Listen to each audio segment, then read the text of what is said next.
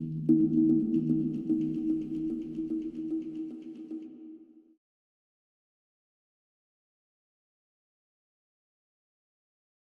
afternoon to everyone. My name is FerránLatorre. It's very hard for me to introduce myself because when I introduce myself as a mountain climber, it doesn't look too serious, don't you think? Serious thing. And I have this problem whenever I go to China or I go to Nepal or to Pakistan and I have to fill the application visa and you have to say which is your age. That is quite clear. I'm 47 years old. You have to say the place of birth. It's Barcelona. This is quite clear also. That's what my friends told me. When I was born, I can't remember exactly where I was born, but I have to trust my parents, of course. And also they said, when they asked me my gender, I'm male so far. That's for sure as well. You never know, but for the moment I'm male. But when they have to fill up occupation, what should I say occupation? I'm a civil engineer. I'm also a mountain guide. I've been cameraman for a TV show for many years about adventure in the Spanish TV. And I'm a mountain guide and mountain climber. So for many years, I didn't know exactly what to put in occupation. So, well, let's say that I'm a mountain climber, simply. That's the fact. And actually, during these last years, I've been occupied with my challenge, which was to be the first Catalan to complete the 8,000 days, not 18,000 days, 8,000 days of the Earth. And that's what I'm going to explain you on this next hour. How was the project of climbing the 8,000 days? What were the clues? What were the key moments? But furthermore than explaining you my project, and beyond explaining my project of climbing 8,000, I think there is something more interesting to explain or to try to explain, and is to try to answer the most difficult question that ever asked to me. And it's a question that my mother still puts to me every time I see her. And it's, Ferran, why do you climb? And there is a big gap between her question and my answer. Actually, I never answer. Maybe I'm thinking about bringing my mother to one of these presentations. Maybe she will understand something. But why do we climbers climb mountains? Why don't we stay at home? Why in front of mountains like this? This is a west face of Annapurna, one of the highest faces in the earth. Why the mountain acts as a magnet? Why we have attraction to climb mountains? There is no rational answer, of course, because it's a hard sport. It's a sport where you have bitter cold. There is no salary. There is no catering service. There is no beautiful hostess with an umbrella on the starting line, like in Formula One. And it's the only sport when you reach the finishing line, there's nobody. So, I mean, why do we climb? I mean, there is no answer. So still the question, why do we climb, is a question that I'm going to put myself all over my presentation. But also I want you to have a good time. I think you have got a hard day today. Some people say yes. So relax yourself. You're going to go through the history of Himalayan climbing, and you will see all the specialities of climbing. And you will make a trip across one beautiful sport that one of the most French climbers signified as la conquête de l'inutile. So he said that climbing is the conquest of the useless. So there is one more definition of myself here on your stage. You have a conqueror of useless. Thank you so much. Let's start.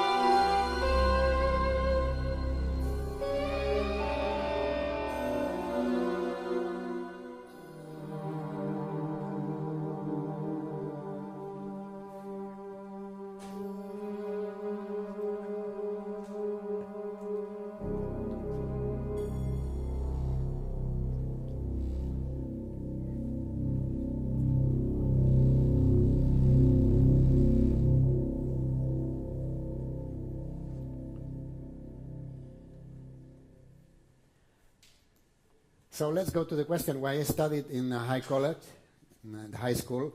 I studied philosophy, and the last exam, the teacher came to the class and wrote down on the board the last question of the last exam. And the question was this one: why?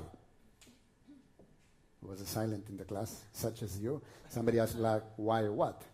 And he said, no, I mean, you've been studying philosophy for 2 years, so now you have to answer about the question why, whatever you think. I can't remember what was my answer, but I remember what took the best grade, the best mark in that examination. I'm going to wait till the end, because like this I keep the attention on you, okay? And nobody goes out. So keep here, because the answer is quite interesting. But so why do we climb? There is no rational answer, of course. I would say there's 3 impulses. The first one is the conquest of beauty. I think we climb because of beauty, as a matter of beauty. I mean, we climb because the mountains attract us. We found them beautiful, some more than the others, and we want to be part of them. We want to conquer them, to be part of them, maybe just like in personal relationships, right? The second thing is that what I call the curiosity, the call of the unknown. We climb also because we want to know what is beyond the horizon, what is on the top of a mountain, what is behind the mountain. And we also want to be in a place where nobody has been, or very few people have been, the privilege to get to wild places such as this mountain. So I think there is a conquest also of curiosity. And actually curiosity should be the most powerful resource, man resource, together with love, don't you think? And sometimes we forget curiosity. Curiosity, I think, should be the most important thing we should keep in our lives. So we climb also because a matter of curiosity. And finally, of course, because it's a challenge. This is a sport part of climbing. We climb also because of a challenge. And I think that mountains are the most pure, or the purest challenge, and naked challenge. And we climb just because we don't look for benefit. We don't look for a salary. We don't look for a treasure, of course, on the top. We just climb and we just face challenges because we look for a personal fulfillment, just for this, just to solve a challenge, just to be satisfied of facing and solving a challenge. Actually, the answers of the question of why do we climb has actually changed so much during the history.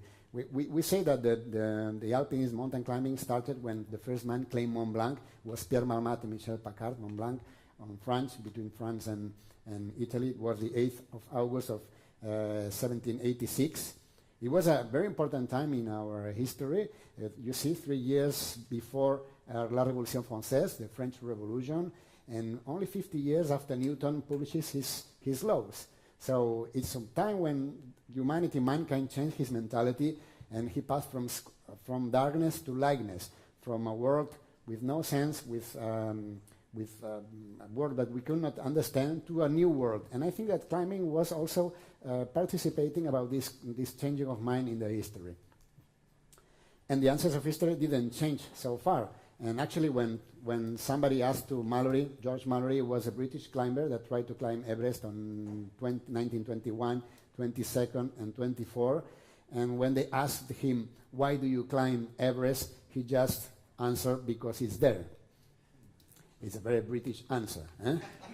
It's there, and it is a big statement in the history of the literature of alpinism. But I think he was talking about that these 3 reasons. Everest, it's one of the most beautiful mountains of the world. It was, of course, a big challenge for that time. Can you imagine trying to climb Everest on the 20s? And as a British, he was a exploration.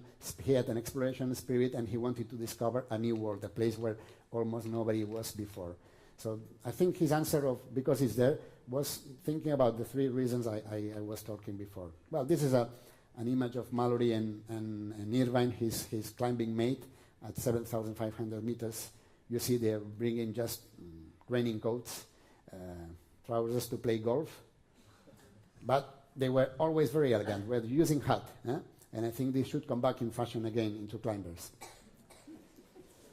Well, Everest actually has always been a very impressive mountain, and has always give a lot of attraction to all the climbers from all the times. And it will be like this in every generation. Even if many people climb Everest, most of us have been always fascinated to climb this mountain. This is Everest from Tibet side, rising up above the hills, the slight hills of Tibet in a very nice picture from Tingri. I think if you see this picture, some of you are thinking about going to climb Everest, right? Why not? Huh? It's beautiful, it's magic, nice place. Why not? Huh? So Mallory thinks the same, and I thought the same when I was a child. And when I was a child, I was a schoolboy, like almost everyone. I was one of the shortest one, maybe the shorter. Do you find me? I'm here. I was shorter. I didn't improve so much in that sense, as you can see. But, I'm a little bit more clever, more wise, but not taller enough, maybe, to play rugby. And as a child, my first impulse in life was to be something very simple, but the dream of almost all the kids, to be football player. And actually wanted to be Johan Cruyff. And as you see, I don't know, I'm quite similar, don't you think? But I was just a little slower than him, maybe 1 millimeter. But that's why I didn't reach to be a good football player. But in my school, I used to go to mountain a lot, and actually my first 3,000er mountain in the Pyrenees was the Punta Alta, and I climbed it together with my class colleagues, with my teachers, and for me it was like a big discovery. I mean, something very strong inside, grow inside me, what I call the awakening of a dream. At that time I was reading a book about Everest, the first ascent without oxygen of Everest, and when I went down to the hut, you can see on the right, I wrote down in the book, that was in 1984, so many years ago, I wrote down, one day I will climb Everest. But at that time I didn't think I would take so much time. Otherwise maybe I would never write this before. And at the time I was reading this book, Victoria in Solitario, from Peter Haberer, which I knew him like a few months ago as we are filming a documentary together with him, and I had the chance to discover my idol. So at that time was growing the idea of climbing one day Everest. It is a childhood dream, together with reading a book, together with climbing, all mixed in my head, in my soul. So definitely I wanted to climb Everest and to climb more and more. So I started to climb what we call in the modern alpine climbing times in the 80s. Now I'm going to go through what is climbing a little bit to explain what is about climbing nowadays. So we have sport climbing. I used to be very sport climbing because being short and light, it's quite good to be sport climbing. Sport climbing gives you the skill to be a good rock climbing in general, and let's say that it helps you to learn how to deal with your limit. It helps you to know exactly what is your limit and to play with it and to be able to not fail. And just go to the limit, but never fail. Because, of course, in sport climbing you can fail, you can fall down, but when you do like big walls like this, far away from home, like in Greenland, you cannot make mistakes. You can make mistakes here in Montserrat, in Sibrana, close to here, in short climbs, but not far away from civilization like in Greenland or like in Antarctica, as you will see later on. So the sport climbing gives you the skill, give you the tools to be a good climber and of course to know you a lot and to be able to push the limit, but without doing any mistakes, because in these places you cannot make mistakes.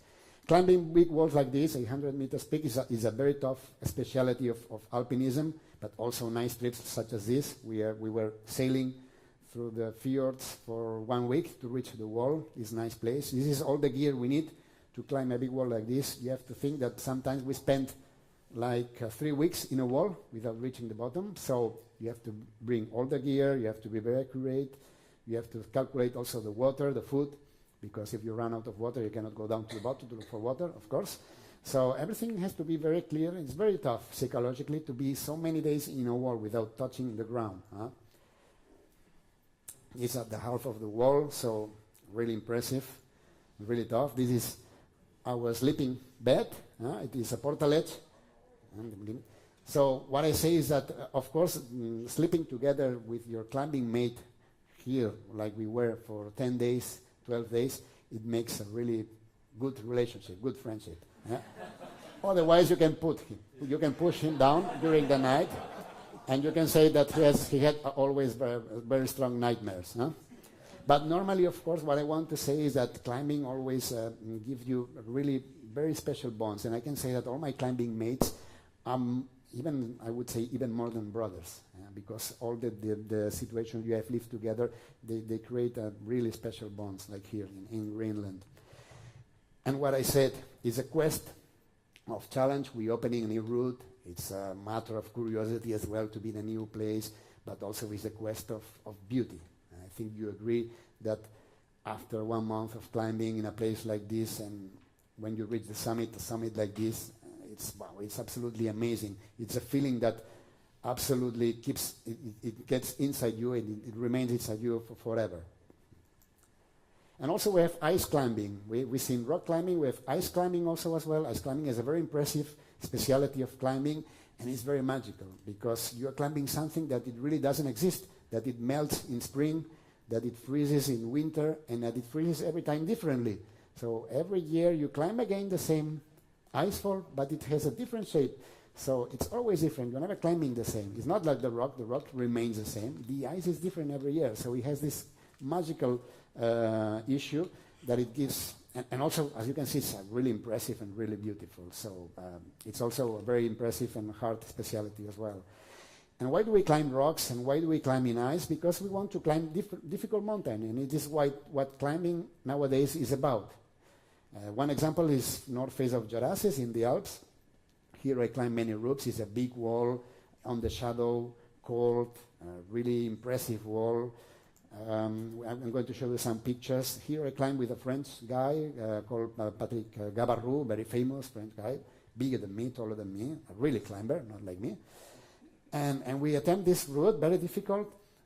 And I would say that the idea of commitment, of course, it's easy to be strong. You only have to go to the gym many days. And it's easy to be a good climber and learn the technique. But what is difficult is to believe in your head what you can do and what you cannot do. And this is very difficult to explain. But when you climb a wall like this, you have to believe that you're able to do it. Otherwise, if you don't believe you can do it, you will not do it. Even if you have the skill, even if you are strong enough to do it, you will not do it. And the idea of commitment. Once you are inside a wall like this chaos of rocks and ice, as you can see, there's no one will be able to help you. At these times, there were no cell phones. It was in the 90s. So you cannot call anybody if you have a problem. Actually, my friend on the right picture you see, fall down, made a mistake. Before I told you that you cannot make mistakes, but of course mistakes can happen. And he made a little mistake. He fell down like 10 meters, and he was injured on his knee. But we were upper from the middle part of the wall, so it was more difficult to go down than to keep on going. So we just had to keep on going, climbing. And I remember the idea of sleeping in a bad place such as this, and the idea of the next day I had to lead the climbing, and I think inside myself you cannot do any mistake, because if you do one mistake, we will be lost. Nobody will be able to help us. And I remember that the trust I had in me, because all the background I had of climbing every weekend, climbing all my life, to be able to succeed on this. And fortunately, we managed to get out here, but we passed a really hard night here, a stormy night, as it happens many times when you have accident. The weather is bad, temperature fell down, we had a really bad experience. I remember we were sleeping on this small ledge you see on the circle. At midnight, I opened my front lamp, I look into my side, and I saw Patrick Gabarrou reading the Holy Bible. And I said, if he's reading the Holy Bible, we are lost. But fortunately, he studied theology, and he had to read these pages because it was a special day. But I really wasn't scared about that. I had to visit my psychologist for 2 months after that. Well, luckily we went out from here, but climbing is about learning about this experience. It's putting yourself to the limit, having this kind of experiences. And when you see you can pull through these experiences, when you say, wow, now I'm a better climber than before. Well, after climbing, when I was young, I climbed a lot of very difficult routes in the Alps, here also in the Pyrenees. The TV show, as I told you, El Filo del Imposible, is a program about adventure. They noticed me and they hired me, and I worked for them for 12, 13 years as cameraman. And it was a great experience. And actually, my first 8,000er, the first 8,000 I climbed it together with them, and it was the Annapurna.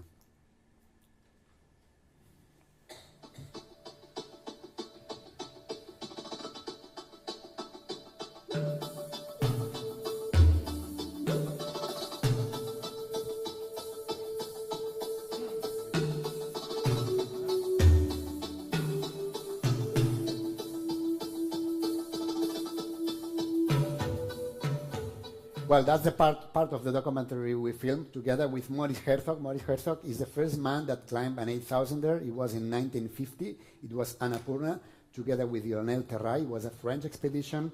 And we came to film this story 50 years later. Maurice Herzog has never been before in the base camp. I mean, he was on 50 years without climbing. And the story also explains the story of Juanito Yarzabal, the guy you see on his side. With Annapurna, he would be the first Spanish to complete the 14,800ers. Well, this is the last page of Annapurna. La Conquête de l'Annapurna is a more famous book, climbing book. And you will see what is the last sentence of the book and what is his signature. He gave us the last page to bring it to the top, and like this linked the two stories. Well, as you can see, Maurice Herzog had a big frostbites because the story was really hard. I mean, they reached the summit. It's 1950, so very low temperatures, no experience in high altitude at all.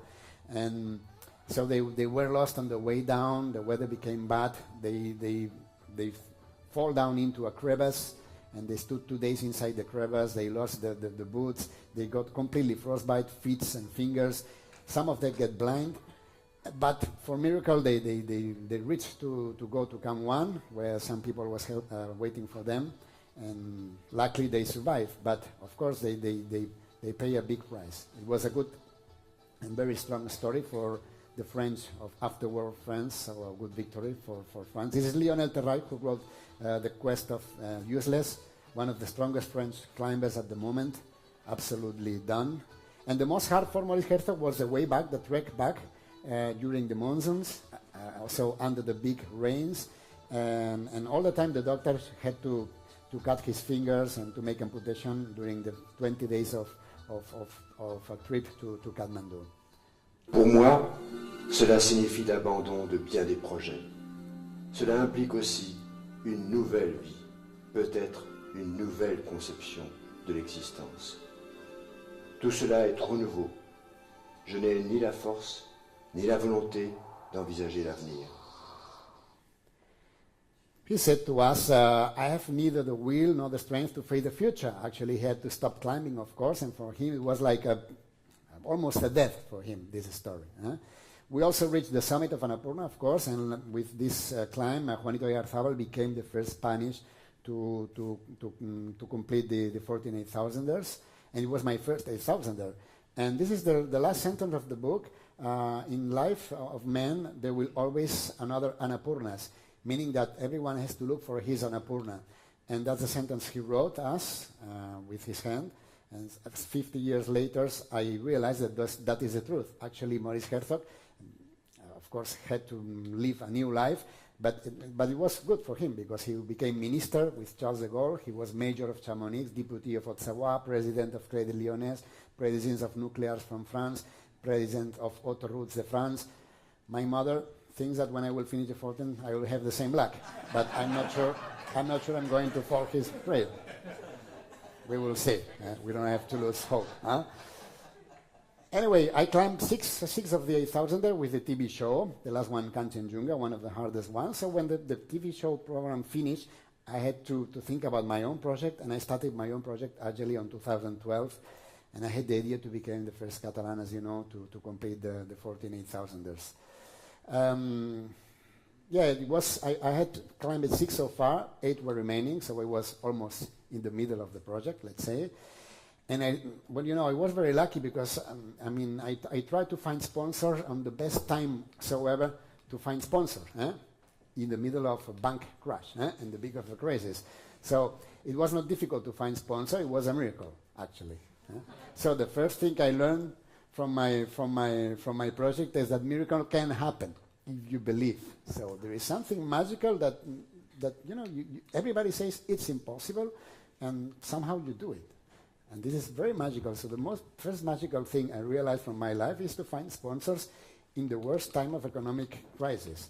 So I started with Everest. Everest was my dream, as you know, it was my childhood dream. So I said, I have to start my project with Everest. Actually, I tried Everest 2 times before, and I didn't reach with the TV show. But I said, I had the feeling that I had to start with the mountain of my dreams. And actually, everything was running very well, and actually it was a very nice chance because everybody has left base camp. We were only two expeditions, very small expedition remaining in base camp because we waited to attempt the summit after everybody left. And we were just two small teams. One was ahead us. And when I reached Camp 3, I found the Sherpa of the other expedition that was left alone. And he was completely sick. He had a brain edema, what we call a brain edema. It's a problem with altitude. It's an altitude sickness, very serious. It kills you only with few hours. So he could not move. He could not walk. He was just sitting. Fortunately, I had 2 injections of dexamethasone, which is a very strong medicine. Yeah, very strong. For me, it was very hard to put 2 injections. I'm really scared about needles, and I had to do it at 8,300 meters without oxygen. Can you imagine? I mean, I almost died myself. But actually, his reaction was good, and we could bring him down to base camp during 2 very strong days, very hard days, very disappointing days. The weather was perfect, and there was nobody in Everest. Can you imagine? The Everest for me and my colleague only. But we had to renounce about climbing Everest, and that was really, really a very hard failure, no? Your first project, you find the money, and you start like this. The same year, I tried Choyu, which is maybe the easiest 8,000 of all, and I also failed the Choyu. I will explain you why later on. So I had like a big pressure in 2012, starting so bad, let's say, yeah? And in summer, I had to visit Pakistan to climb Gasherbun 2, which is also a not very difficult mountain, but I had the pressure to climb it, as you can imagine. And the weather was perfect the first week, but after the first week, the weather was absolutely horrible. I mean, maybe it was the worst season on the last 15 years. Always snowing, bad weather. We only were a few teams, only five climbers for a big mountain. So again, I was scared about failing again, you know. But the last day of expedition, the meteorologists told us that it would be a chance for us to climb Gasherbun 2. So we pushed from base camp up as fast as we could.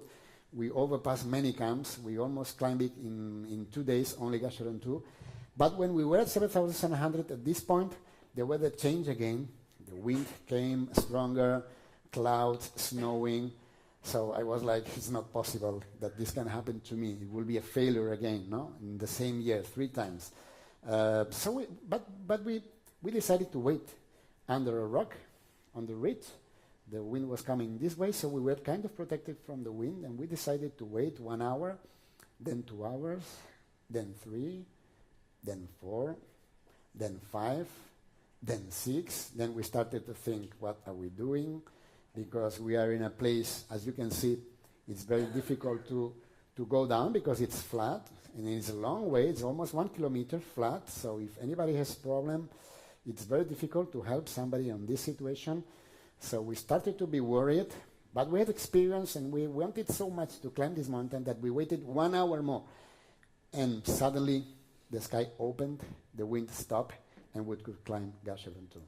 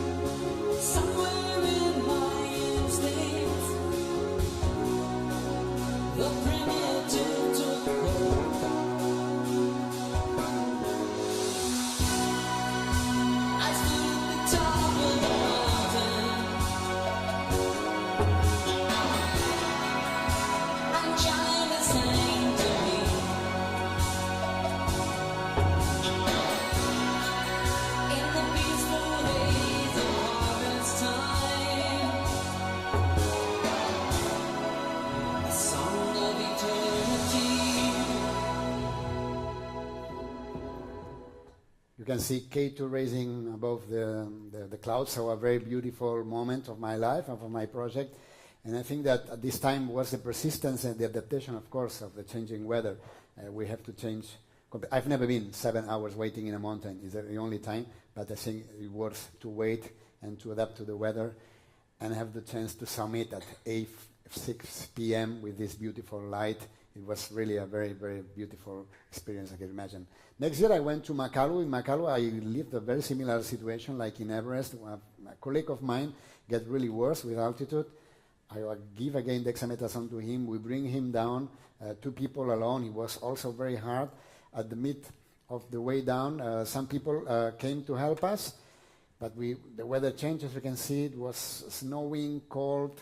It took us a lot of time to bring him to Camp 1. In Camp 1 there was an American team waiting for us with a sketcher and with some oxygen, and when we put the oxygen to him, he suddenly died for a heart attack, and we could do nothing for him.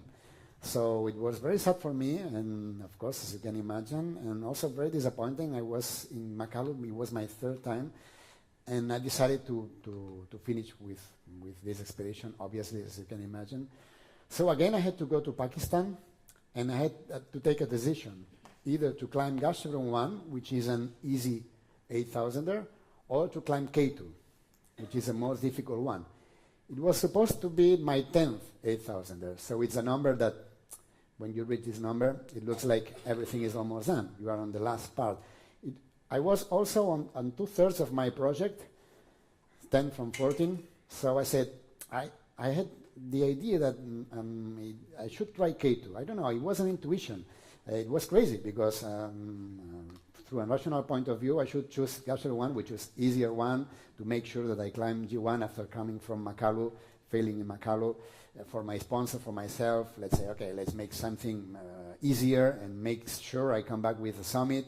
But I thought it had to be K2.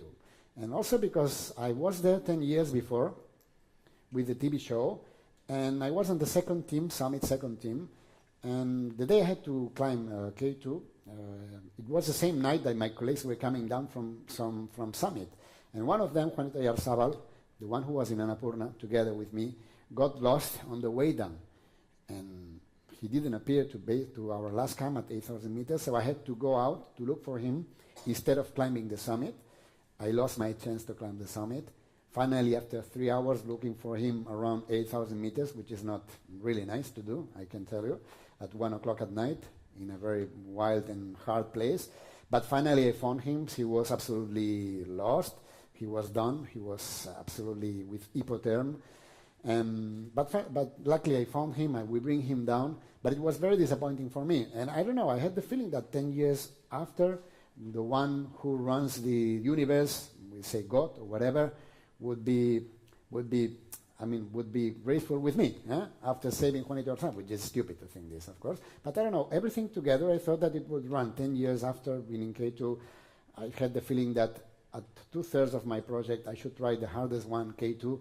So I went to K2. And when I was here at 8,000 meters mountain, in this same place, I was 10 years before, and I could look K2 face to face.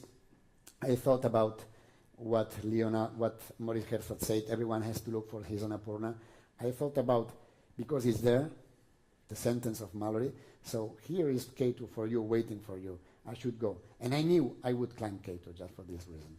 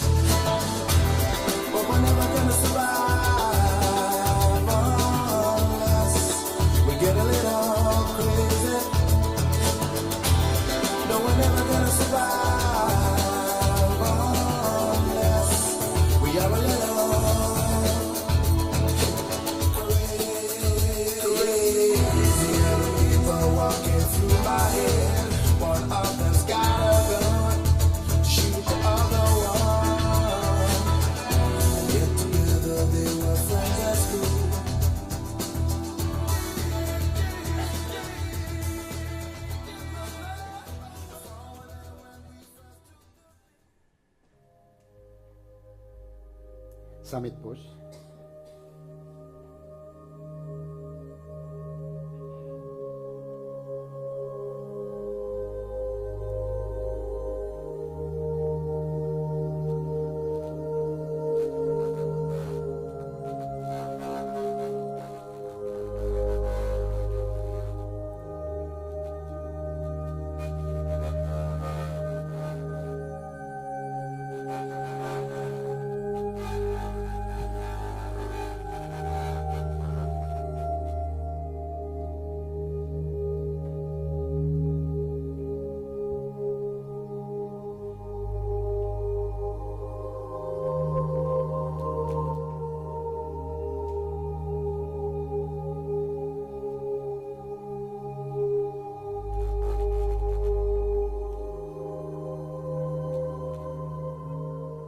Los 15 metros de desnivel.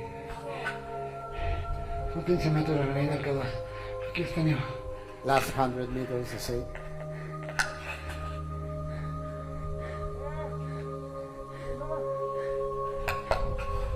Pero está final. Muy emocionante. This is last reach. 8,600 meters. 6. Ostras, Carlos. Solo tienes 30 metros. 30 metros. 30 metros. And this is the summit.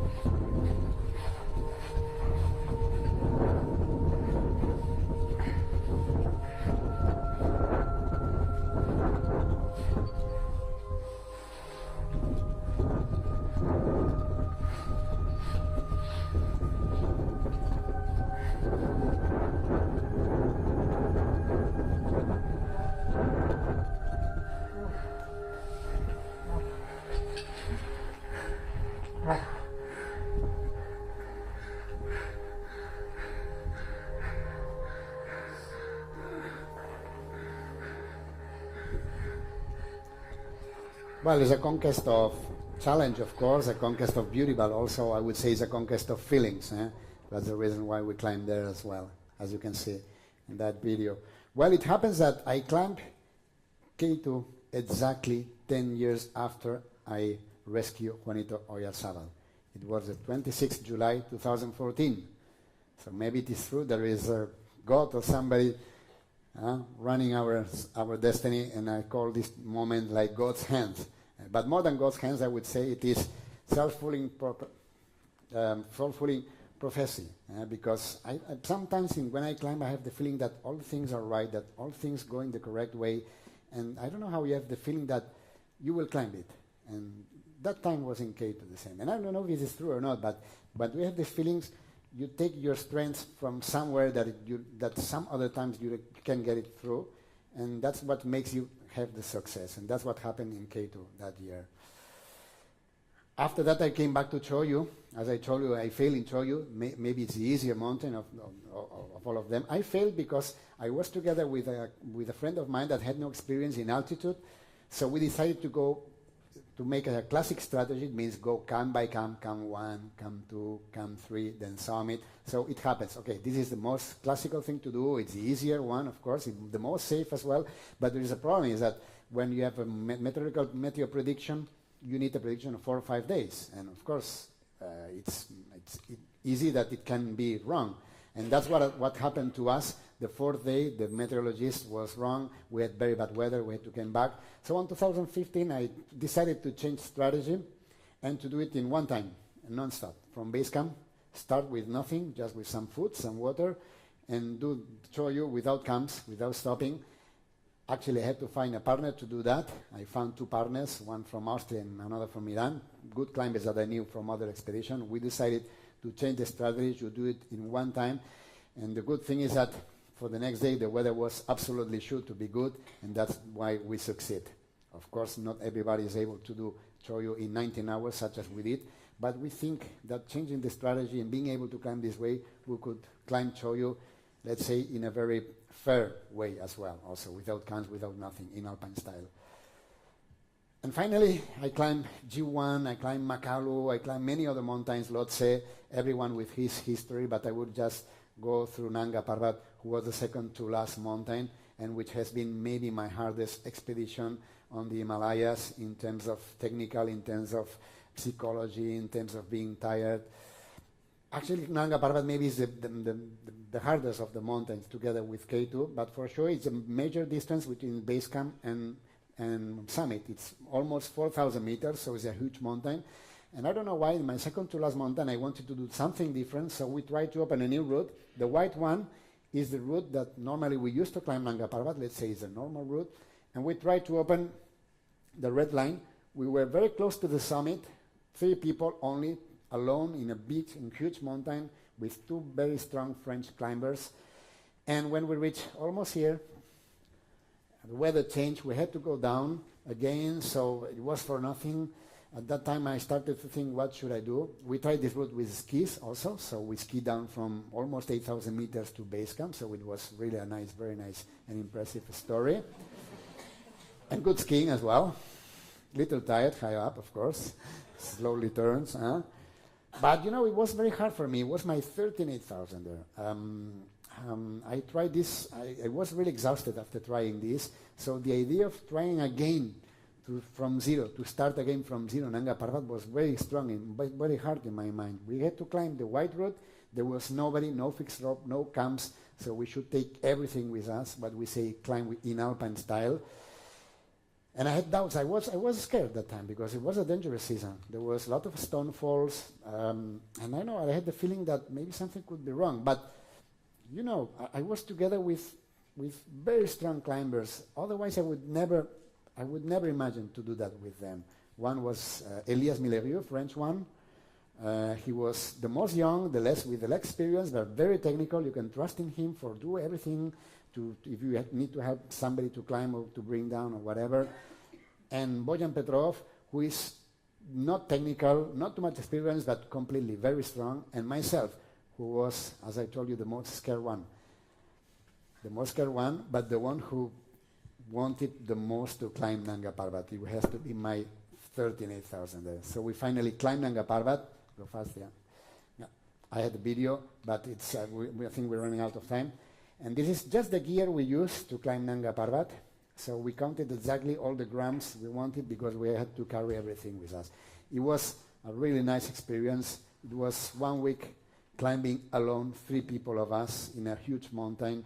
And for me, maybe it was the hardest experience in the Himalaya, but also at the same time the most beautiful and the most impressive. I will finish with Everest, my presentation with Everest. My last 8,000, I climbed it last May, 27th of May. Everest is supposed to be the most easy, one of the most easiest mountains of all the 14. But you know, it's like football playing. Which is the most easy goal to score? It's a penalty, right? But if it's at the last minute in a final, maybe it can be the most difficult one at the same time. So this is what happened to me, the feeling I had to me with the Everest. It was my last mountain, maybe not the most difficult, but it was a very tough time for me. And I remember when I was in the base camp, my colleague Patrick Abreu called me to say, please, you have to, I wish you good luck. And I remember the conversation we had when we were in places such as this many years ago. And I wondered myself again, why do we climb mountains? Why do we go here? And I listened a sentence one time from one theoretical physics, so a clever man, that said that happiness requires the future to be uncertain. So I said, wow, if he says this, it is true. So I went fast to my mom and said, Mom, I know what I'm a climber, because happiness requires that the future to be uncertain. I still remember the face of my mother. So I knew that something was going wrong, because happiness and uncertain doesn't match too much. I mean, when we think about happiness, we think about this. Don't you agree? Yeah, who agrees? Yes, almost everyone. So constant temperature, no competition, resources everywhere. You fish easily, you get coconuts easily. So why do we like to live limit situations? So what is a limit situation? There is a definition of Carl Jaspers. I will go through this quickly. But he says it's unavoidable of course, because in this place, this is West Pillar of Makalu, one of the hardest places I've ever been, 7,000 meters, 500. So a very tough place, climbing, really climbing. If I had something like this with the bottom sofa of my house, for sure I would press this at this time to go direct to my sofa. So it would be not a limit situation, of course. So the situations are unavoidable. It's an intimate experience, like here. This is Gashagum 4, also a very hard mountain, 7,900 meters mountain. And this is one of the hardest pitches, the hardest places of this mountain. I had to climb it as heading the line. And of course, you have your climbing mats, your colleagues that are supporting you. You know that if you're not able to pass, somebody will help you, but you have the responsibility to do that. And you are alone, 7,500 meters with a deep, steep wall in front of you. You have to climb it, and you have to do it for your colleagues and for your team. So it's an intimate experience as well. And finally, the most important, the idea of transcendence. No? I think that we climb because we realize that we can be better climbers, better whatever, better persons. So all the climbers, when we climb a mountain, we always think about next one, more difficult one, even more difficult one, all the time. So the idea of the transcendence of being and getting together as a climbers. And I think in work or in life in general, it is the same. On this, I was thinking when I was trying to climb Everest. This is, as you know, the icefall, one of the most dangerous places on Everest, with all the stairs, the ladders, and the crevices. This is Camp 1 with lots in the background. And this is going up to Camp 2. And when I was in the North Col, the South Col, this is a South Col, 8,000 meters. These are the 900 meters, the last 900 meters of my project. So really big pressure, big emotion to climb finally my last 900 meters of the project. You will see a video from the South Summit. I don't know if you see the place. It's 8,700 meters. It's only 1 hour and a half from there to summit. The weather was horrible. It was really strong to climb Everest at that time. It was very early, very cold, and I just could film a little bit and make some pictures. You can see the weather was not so good.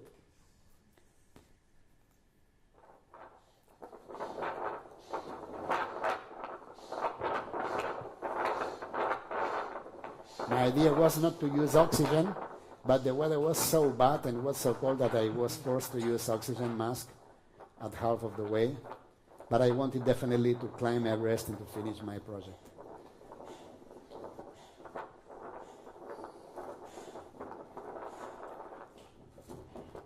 This is the last meters of Everest, inside the clouds.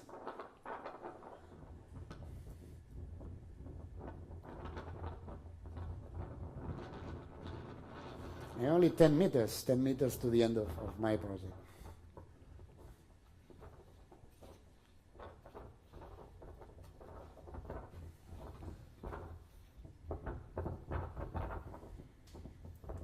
I can tell you it was really cold and hard, but at the same time I was almost crying here, as you can imagine.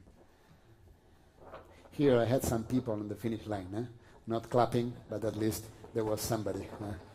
Quite crowded anyway, actually.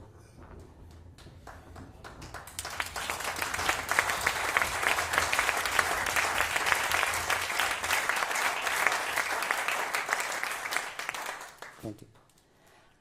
I promised my doctor I would make a picture with her on the top. I didn't because the weather was so cold, so I think I will have to come back again to Everest to take the picture and to climb Everest in good weather. I think I deserve that. I will finish with 3 slides from the most important. Well, let me say that first, this is a circle that I closed. It's been like 8,400 meters between Punta Everest, 33 years of non-stop. And I would say that all the impulse of all my life has been passion, and I think it will be like this through all my life. And I will want to show you what was my painting when I was 13 years old. It's this page, all this page in my class, and this is my Everest, quite bad actually, and the sentence, I will climb one day. So it was 33 years waiting for that, but I did it finally. Thank you. Let me finish with one, maybe the most beautiful place I've ever been in my life, in the heart of Antarctica. It's a place called Queen Maud's Land, in the middle of this ocean of ice. There is these big needles of 1,000 meters, the most impressive place I've ever been. We were climbing, opening new routes. So for me, this is the most challenging climbing alpinist I've ever done in my life. Far away from home, cold place, difficult technically. No one can help you if you have any mistakes. Can you imagine? You're far away from everything, and so beautiful. So the quest of everything, quest of beauty, quest of challenge, quest of curiosity. And this is one of the most impressive tops I've ever been in my life. After climbing this wall of 1,000 meters, we were on top, 1 square meter only, so very impressive place. And the sun was just on the horizon behind us, so this is our shadows, maybe 80 kilometers of shadow from ourselves, from our needles and ourselves. And again, I ask myself, why do we climb? So I take the answer for the people that always write and are the poets. So let me finish with a poem from Kipling that says that there's something hidden, go and find it. Go and look behind the ranges, something lost behind the ranges, lost and waiting for you. Go. And let me tell you which was the best answer of the examination, why. And the answer was, and why not? So, thank you.